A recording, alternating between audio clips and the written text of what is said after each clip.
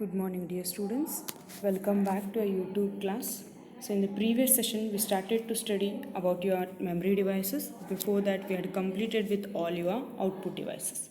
So, the study relating to input device and output device is done. Now, we have to study the next unit, that is memory unit, and what all the devices we use to represent this memory. That all things we have to study.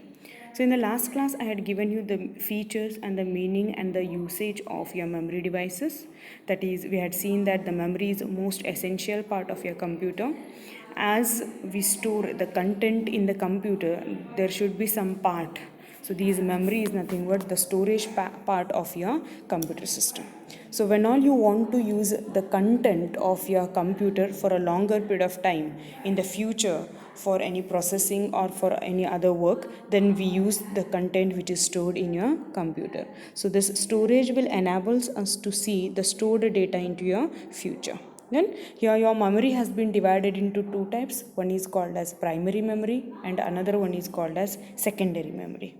And we had also seen that the different methods of memory measurement. So the mainly memory is measured in the format of bits and bytes that we had seen. Then your memory is basic measured is in the format of bit, where bit is called as a binary digit, and next capacity we have is byte, where byte is nothing but the combination of 8 individual units of the bits. That bit is contains either 0 or 1. In that bit will be there. Done. So with this bit and byte combination, the memory will be there in these all the format, that everything we had seen in the table. So the first is bit comes, next after that bit we get the byte. Symbol we used is B, and 1 byte is equals to 8 bits. Next comes is kilobyte. The symbol we use is KB, where 1 KB is equals to 1024 byte. Next comes is a megabyte, where 1 MB is equals to 1024 KB. 1 MB is equals to 1024 KB. Next comes is gigabyte, where 1 GB, the symbol is GB, and the 1 GB is equals to 1024 MB. 1024 MB. Next comes is terabyte. 1 TB is equals to 1024 GB, that is gigabyte. Like that, the next one we have is petabyte, exabyte, zettabyte, and the yottabyte. Again further comes is bronto and geop, where all are equals to 1024 to its previous classification. Done. So it goes from bit, then comes byte, then kilobyte, megabyte, gigabyte, terabyte, petabyte, exabyte, zettabyte, yottabyte. After that comes is your brontobyte and the geobyte. That point you have to remember. And equivalent is goes in this way only: 1024 byte, KB, MB, GB, TB, PB, EB, ZB, that is zettabyte, and then comes is YB, yottabyte, 1024 bronto equals to 1 geop. Like that the classification comes up. Then so your memory is mainly divided into two parts, that is primary memory, and the second one is your secondary memory. Your primary memory is again classified into RAM and ROM, where your secondary memory is classified into HDD, that is hard disk, CD, DVDs, and the pen drives. So in the last class we had seen the features of your primary memory, that is we have studied the primary memory in detail. We know that the primary memory is also called as your main memory.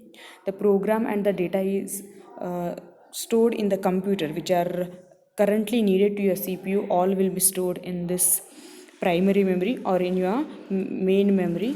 If you compare your main memory with other memory, then the capacity is very less but the speed is very high.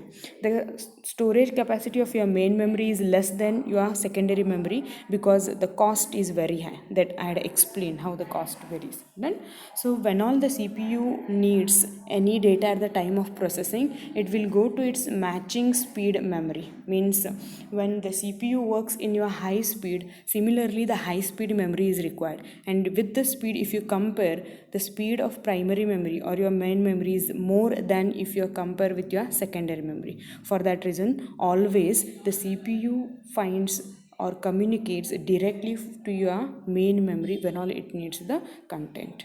Then so we had seen that primary memory. In your primary memory, mainly we divide it into two. One is called as RAM, another one is called as ROM, where RAM stands for random access memory and ROM stands for read only memory. RAM stands for random access memory and ROM stands for read-only memory. Done?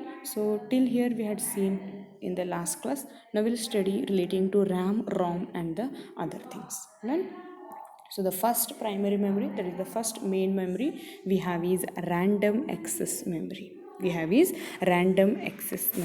This RAM is also called as main memory of the computer. Why it is called as main memory of the computer? Because this is really the main store and is the place where the program gets stored temporarily. When we want to store the content temporarily at the time of processing the data in the program, that all the data is stored in main memory that we know, and in main memory where it is stored in RAM, not in the ROM. Then for that reason this RAM is called as main memory. When the CPU runs the program, when CPU executes the program, or it is doing any processing part, then it fetches the program instructions from the RAM. Means when all it needs any information at the time of processing, that all the information it takes from the RAM. Fetches means taking, accessing. Then takes the data or the program and the instructions from your RAM and carries them out. Means when you give any work for the processing to your computer system, then all the work is done in your CPU. What all the necessary input is needed to perform that work, that all content will be stored in your main memory in your RAM. Okay, so when CPU is ready to perform that particular task, then it needs to take what all the inputs are there and what all the instructions are given by the user, and that input and the instructions given by the user, everything will be taken from the RAM by your CPU, and according to that instructions and input, it will carry all the work. Means it will perform all the processing and the calculation. If CPU needs to store the result of the calculation, and it can be stored in your RAM. So once your processing is done, once the calculation is done, then it will get the output. Then after processing, if CPU wants to store that output or the result, then that also again will be stored in your RAM, that is in your random access memory. Then one more thing you have to remember about your RAM is, when we switch off the computer system, if you're done with your work, then you switch off your computer system, or else while working, if suddenly your electricity supply cut down and then the computer system is switch off, then whatever is stored in your RAM is get erased. Means ನೀವು ಯಾವಾಗ computer system switch off ಮಾಡ್ತಾರಲ್ಲ, ಬಂದ್ ಮಾಡ್ತಾರೆ, power button of ಮಾಡ್ತಾರೆ, ಅಥವಾ ನೀವು ಕೆಲಸ ಮಾಡೋ ಮುಂಚೆ ಒಮ್ಮೆ suddenly electricity supply cut down ಆಯ್ತಂದ್ರೆ ರ್ಯಾಮ್ ಮೆಮ್ರಿ ಒಳಗೆ ಏನೇನು ಡೇಟಾ ಐತಲ್ಲ ಅದೆಲ್ಲ ಡಿಲೀಟ್ ಆಗ್ತದೆ. that all will be deleted, and this method is called as volatile form of the memory. This method of the storage, or this form of the memory, is called as volatile form of the memory. Understand, when the system is switch off, when the computer is switch off, the data is erased. Such memory is called as volatile memory. You may get for 1 mark question, which is a volatile memory. What do you mean by volatile memory? Or which memory is called as volatile memory, why it is called as volatile memory, like that also you may get a question. Remember, a RAM is volatile memory. The data from the memory, if it erased when your computer system is switch off, such memory is called as volatile memory, and the example is your RAM. That point you have to remember. Then RAM stands for random access memory. It is also called as main memory because the data or the instructions is stored temporarily in your RAM. For that reason it is called as main memory. The CPU, when it is executing any instructions or the program, if it needs anything as an input and the instructions, then it takes from the RAM, and then according to those instructions it carry all the information. If your CPU needs the memory to store the result after the processing, then it takes everything from your RAM. It takes everything from your RAM. And one more thing you have to remember is RAM is called as volatile memory. RAM is called as volatile memory. Why it is called as volatile memory? Because when you switch off your computer system, then whatever the data is stored in your RAM is deleted. Whatever the data is stored in your RAM is deleted. So you have to remember all these points relating to your RAM. Don't forget. Okay. So the next point relating to your RAM we have is types of RAM. Your random access memory has been divided into these three types. Those are EDO RAM, SRAM, and DDR RAM.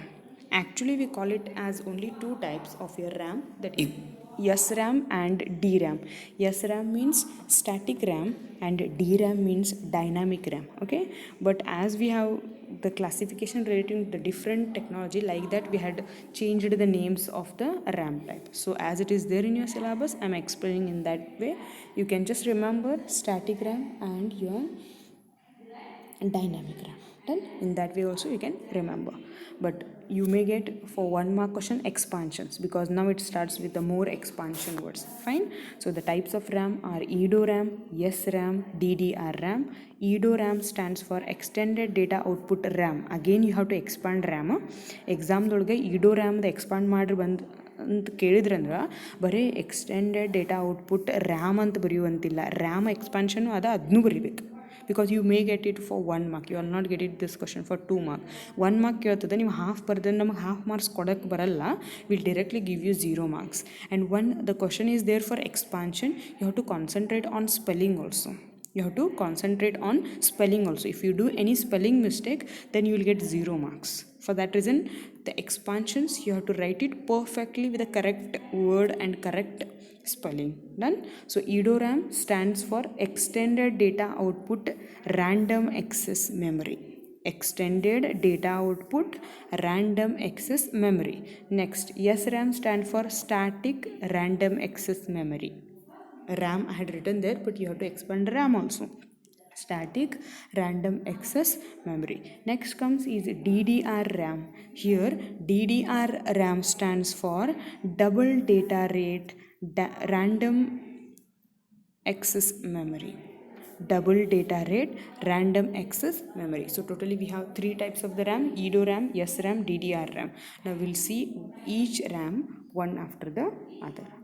So the first one we have is EDO RAM. So we know that the EDO RAM stands for, there is an expansion of EDO RAM is extended data output random access memory.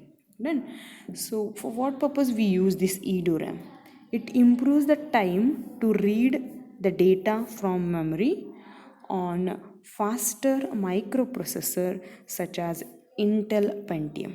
The thing is, why we are using EDO RAM is when you want to increase the memory speed while doing the read operation, then these EDO RAMs are used. Usually these EDO RAM is used in the microprocessor computers. In the microprocessor, the examples we have is Intel Pentium. We have the examples like Intel and Pentium. Then so these all the examples you can remember. Fine. The next point we have is EDO RAM was initially optimized for the 66 megahertz Pentium. There is a model processor we have is 66 megahertz Pentium. In this microprocessor, for the first time, this EDO RAM has been used. Right? So for what purpose we use? The name itself stays extended data output. So when all you want to do read operation, the output operation of the data through your memory or on your memory in your faster microprocessor, that time we use this EDO RAM. So first time it has been used in 66 megahertz Pentium, and the mostly it is used in your Intel and the Pentium microprocessor. This is your first RAM, that is EDO RAM. The next one comes is SRAM. The next second one comes is your SRAM. SRAM stands for static random access memory. SRAM stands for static random access memory.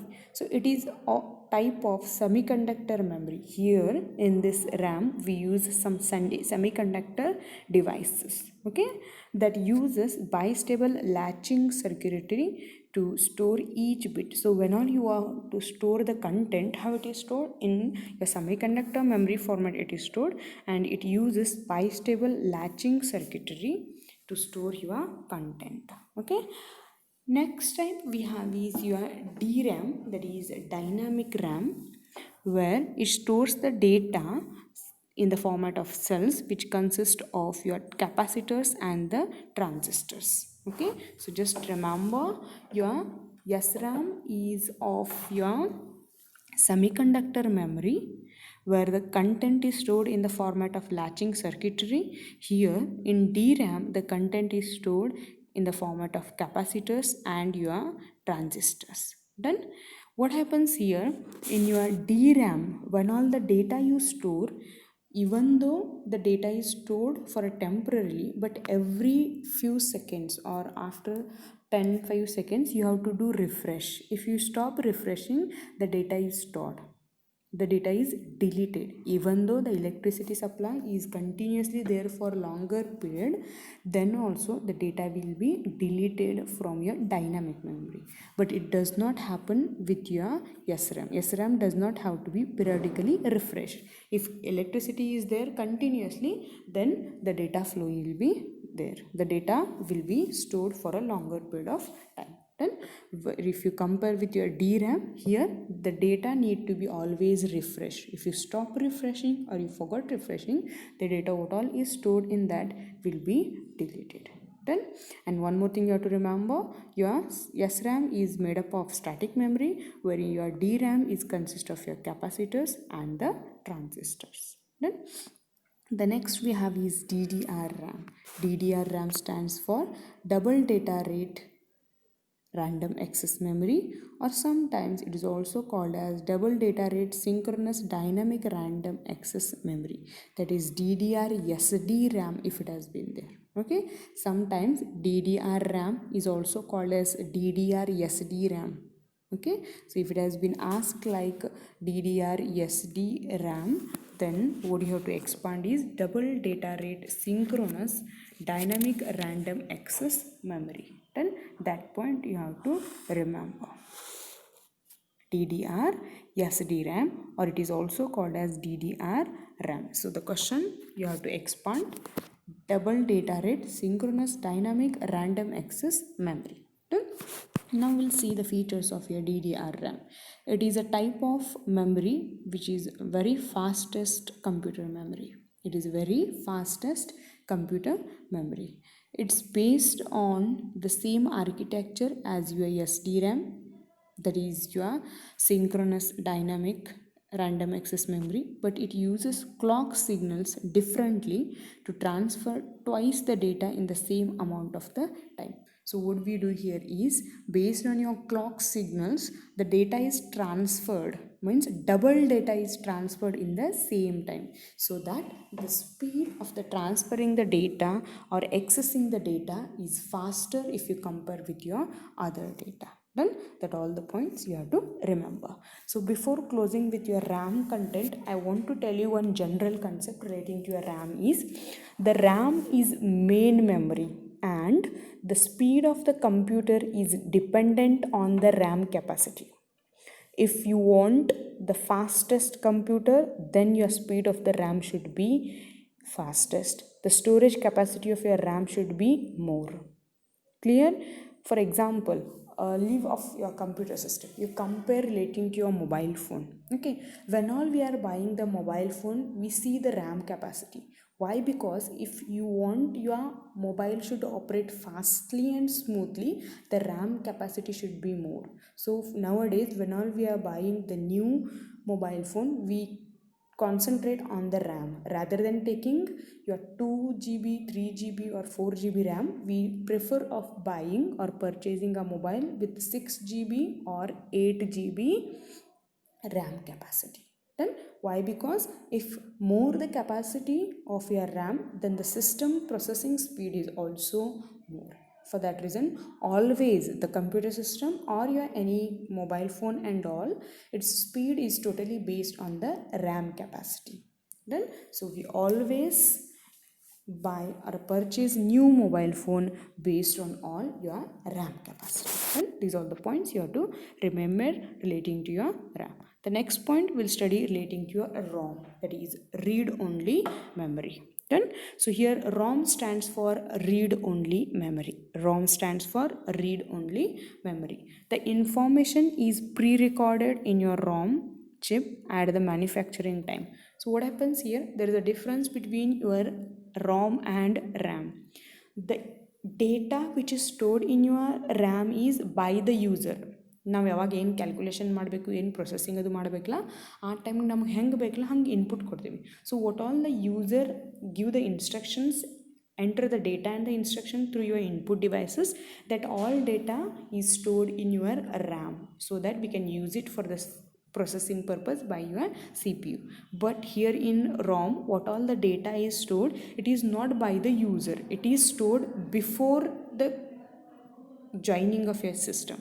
Means it is stored the data at the time of manufacturing time. ನಾವು ಯಾವಾಗ computer manufacture ಮಾಡ್ತಿರ್ತೀವಲ್ಲ ಆ ಟೈಮೇ data store ಆಗಿರ್ತದೆ ರಾಮ್ದೊಳಗೆ. We are not allowed to change, we are not allowed to delete the content of ROM.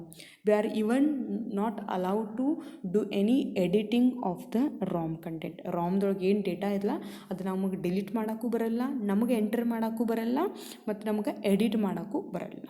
So the content which is there, the data, we can able to only read that data. For that reason ROM stands for read only memory. For that reason ROM stands for read only memory. Done. So the information is pre-recorded into your ROM chip at the time of manufacturing data.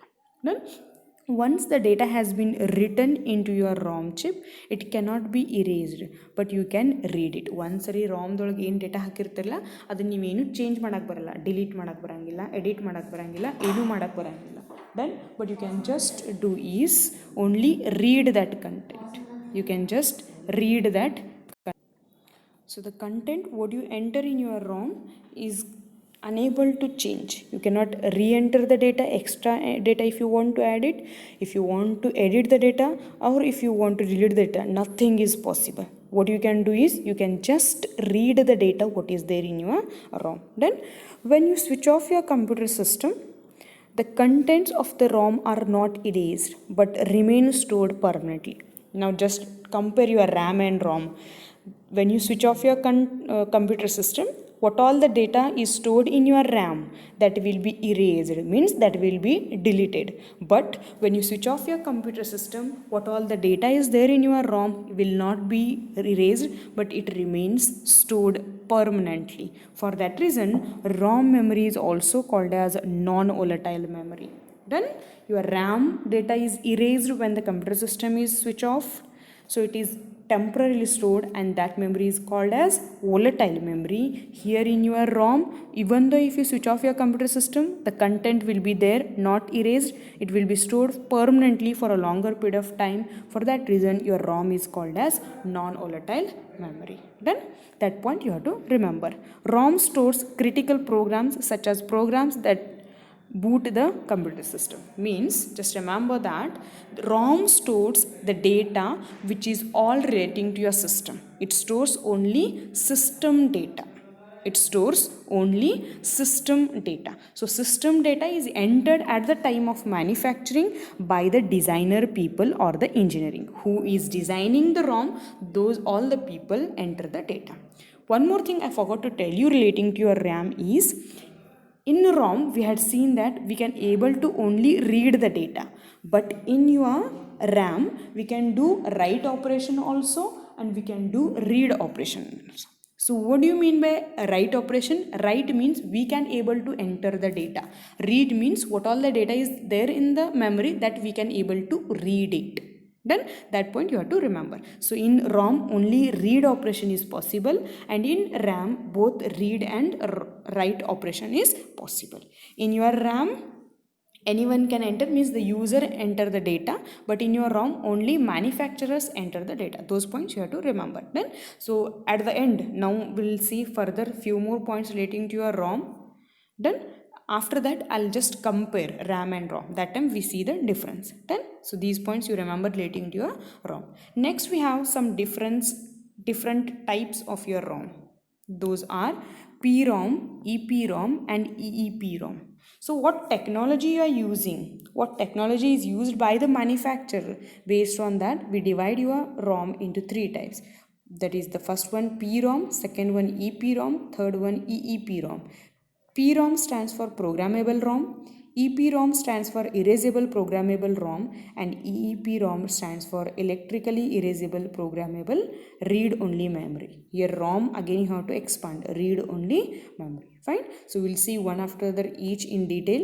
So the first one we have is programmable ROM, that is programmable read-only memory. So it is a memory on which data can be written only once. Means in your programmable ROM, what we are doing is at the time of manufacturing of your ROM, what all the data you enter into that, once if you are entered means over. Again some more data if you want to enter, that is not possible.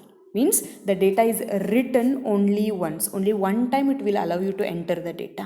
Once if you are entered means done. Next one more time if some more left out, if you want to add it, that is not possible. Then the variation of your PROM chip, that is your programmable read-only memory chip, that is not burnt at the manufacturing time but can be programmed using PROM programmer or the PROM burner. So what happens here is when all the content is entered in your ROM and you want to keep it for only read purpose, then we use some technique that we call it as burning.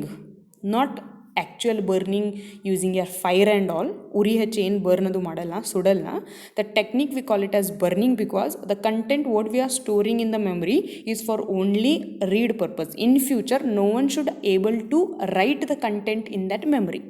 ಫ್ಯೂಚರ್ದೊಳಗೆ ಯಾರ ಆ memory use ಮಾಡಬೇಕಾದ್ರೆ right purpose ಮಾಡೋಕ್ಕೆ ಸಾಧ್ಯ ಇಲ್ಲ, only read ಅಷ್ಟೇ ಮಾಡಬೇಕು. So ಆ ಏನು ಸೆಟ್ಟಿಂಗ್ ಮಾಡ್ತೇವಲ್ಲ ಅದಕ್ಕೆ ನಾವು ಬರ್ನಿಂಗ್ ಪ್ರೊಸೆಸ್ ಅಂತೀವಿ. ಅದಕ್ಕೆ ಏನಂತೇವೆ ನಾವು ಬರ್ನಿಂಗ್ ಪ್ರೊಸೆಸ್ ಅಂತೀವಿ. Then so here the burning will not take place at the time of manufacturing. What we do is we use some program technique. We use some program technique to enter the data into your PROM. So the next one we have is erasable programmable read-only memory. Second type EPROM, that is erasable programmable read-only memory. Then so the information can be erased and reprogrammed using your special program. If you what happens here in your PROM, once you enter the data is over, next time you cannot do any editing and all. But in your EPROM, if you want to erase some data or the information, then that is possible after using some special programmers, some special programming. You can do erasing and you can re-enter the data. Then so an EPROM differs from PROM in that PROM can be written only once and cannot be erased, but using some ultraviolet light the data can be erased and we can enter the data in your EPROM. Then so when you want to erase some data or if you want to do editing and all, then what you have to do is you have to use some ultraviolet light in your EPROM. That is the main difference between your PROM and EPROM. Then so the next we have is electrically erasable programmable read-only memory, that is EEPROM.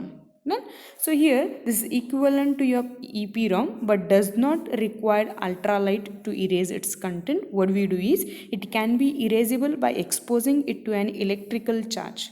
So here in your EPROM what we use ultraviolet light to erase the content, but here in your EEPROM what we do is rather than using your ultraviolet rays we use an electrical charge. We just expose that memory chip to your electrical charge so that we can remove the content. We can remove the content or we can erase the content from your EEPROM.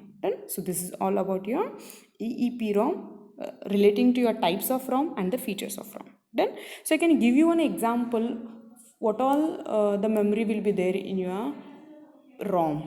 We had seen that in RAM, the data which is required for CPU all will be stored. Now what all will be there in ROM? A best example I can give you is, if you use mobile phone, you all use mobile phone, no? In settings, one option is there, about phone. One option is there, about phone. The data which is stored in about phone, what you can do is you can just see that data, you can read that data, but you are unable to edit the data which is there in your about phone ಒಳಗೆ ಏನು display ಮಾಡಿರ್ತದೆ, ಏನು change ಮಾಡಕ್ಕೆ ಬರ್ತದೆ, ಏನೂ ಮಾಡಕ್ಕೆ ಬರಲ್ಲ, just ಓದಬೇಕಷ್ಟ. ಯಾಕಂದ್ರೆ ಆ ಅಬೌಟ್ ಫೋನ್ ಡೇಟಾ ಏನೈತಲ್ಲ ಅದೆಲ್ಲ ರಾಮ್ದೊಳಗದ. ಓಕೆ, ಅದೆಲ್ಲ ರಾಮ್ದೊಳಗದ. ಇನ್ನು ಎಕ್ಸಾಂಪಲ್ ನಿಮಗೆ ರ್ಯಾಮ್ ಬೇಕಾಗಿತ್ತಂದ್ರೆ ಮೊಬೈಲ್ ಸ್ವಿಚ್ ಆಫ್ ಮಾಡಿರಿ, ಸಿಮ್ ಕಾರ್ಡ್ ತೆಗೀರಿ, ಆಮೇಲೆ ವಾಪಸ್ ಸಿಮ್ ಕಾರ್ಡ್ ಹಾಕ್ರಿ, ದೆನ್ ಎಲ್ಲ ಇರ್ತದೆ. ನಿಮ್ಮ ಗ್ಯಾಲ್ರಿದೊಳಗಿಂದ ಎಲ್ಲ ಡೇಟಾ ಇರ್ತದೆ, ನಿಮ್ಮ ಮೂವಿ ಸಾಂಗ್ಸ್ ಏನೇನದ ಎಲ್ಲ ಇರ್ತದೆ, ನಿಮ್ಮ ಆ್ಯಪ್ಸ್ ಏನೇನದಾವ ಎಲ್ಲ ಇರ್ತಾವೆ, ಡನ್. ಬಟ್ ಯಾವಾಗ ನೀವು ಕಾಲ್ನಾಗ ಹೋಗ್ತಿರಲ್ಲ, ಏನು ಕಾಲ್ ಮಾಡಿದ್ರಿ ಮತ್ತು ರಿಸೀವ್ ಮಾಡಿದ್ರಲ್ಲ, ಆ ಕಾಲ್ನಾಗ ಕ್ಲಿಯರ್ ಆಗಿರ್ತದೆ. ಮತ್ತು ಮೆಮ್ರಿ ನಿಮ್ಗೆ ಬ್ಯಾಕಪ್ ಬೇಕೇನಂತ ಕೇಳ್ತಿರ್ತದೆ ಅದು, ಡನ್. ಸೊ ಅವಾಗ ನೀವು ಏನಾರ ನೋ ಅಂದ್ರಲ್ಲ, ಆ ಆ ಡೇಟಾ ಏನತ್ತಲ್ಲ ಡಿಲೀಟ್ ಆಗ್ತದೆ. ಯಾಕಂದ್ರೆ ಅದು ರ್ಯಾಮ್ದೊಳಗೆ ಸ್ಟೋರ್ ಇರ್ತದೆ, done, because it is stored in your RAM data. Then that is the difference you have to remember. Now in the next slides we'll see the difference between your RAM and ROM. The first difference is the expansion you have to write, that is RAM stands for random access memory, ROM stands for read only memory.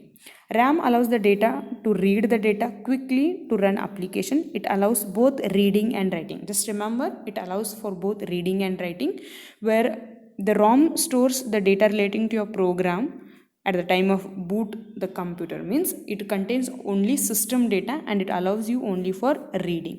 You just remember the difference is, the RAM allows you to perform read and write operation, where ROM allows you to do only read operation. Okay, RAM contains all the data and the instruction provided by the user. It contains all the system data. Then RAM is volatile memory because it contents can be lost when your device is switched off. Powered off means switched off. So when you switch off your computer system, the data which is stored in your RAM memory will be erased. For that reason it is called as volatile, and it is non-volatile because even though your system is switched off, the data is there for a longer period of time. Then the next point is types of RAM and types of ROM. So RAM types are they write like static RAM and dynamic RAM. You can write the other types of the RAM also. Okay, then the ROM types we have is PROM, EPROM and EEPROM. PROM, EPROM and EEPROM. Okay, here you can add EDO RAM, SD RAM, that is DDR RAM. That all points also you remember. Done. So this is all about your primary memory. Remember the meaning of primary memory, features of primary memory, types of primary memory. Then the features of RAM, the features of ROM, types of RAM, types of ROM, and the difference between your RAM and ROM. You may get a question on to write the features of your primary memory, or to explain RAM in detail, explain ROM in detail, or else only to write the classification of RAM, classification of ROM. Classification means types you have to write, or else you may get a question to write the differentiate between RAM and ROM. Done. So these are all the points you study. Prepare your notes. The other points relating to your memory devices we'll see in the next part. So we have to study is secondary memory. Now we are done with your primary memory. Now in the next sessions we start to study relating to your secondary memory. If you have any doubts, note it. You can ask me directly, or else note it. We discuss those in the live class. Thank you.